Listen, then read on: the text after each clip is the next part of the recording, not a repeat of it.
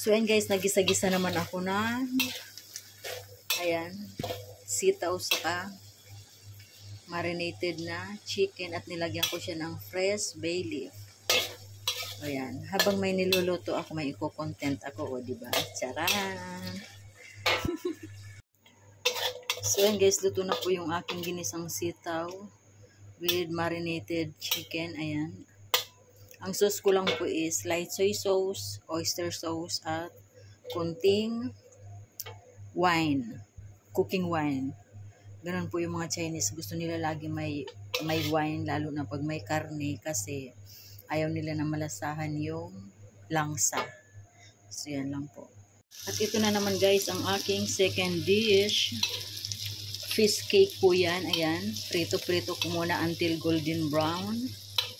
Ayan. Andyan na po yung sibuyas, bawang, at luya.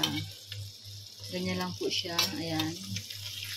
Fry natin until golden brown. Then iset aside po natin.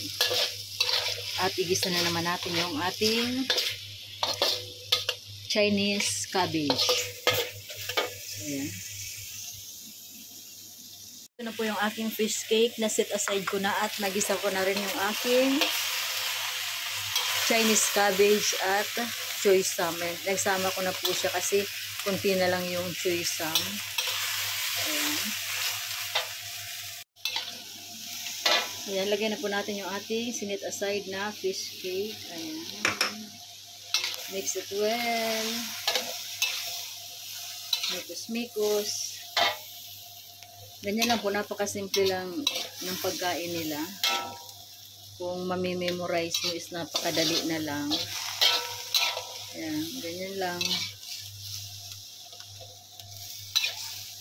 Fast and easy, simple, Chinese foods cooking.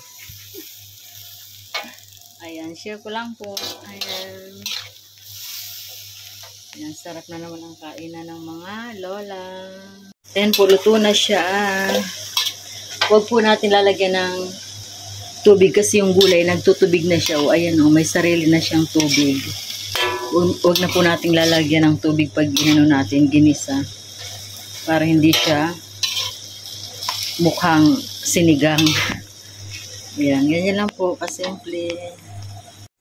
Ayan guys, luto na po yung aking ginisang sitaw na may marinated chicken at fresh bay leaf. Tikman po natin ang chicken bay leaf at sitaw. Ayaw madampot. Yan. Hop.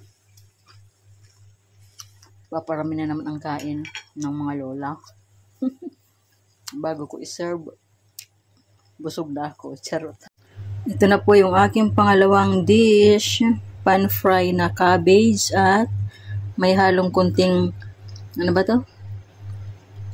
Choy sam kasi kunti na lang, sayang naman pag tinapon. At nilagyan ko siya ng fish cake. Tikman po natin. Serve na natin ng hot with love and compassion. Thank you for watching. Bye-bye.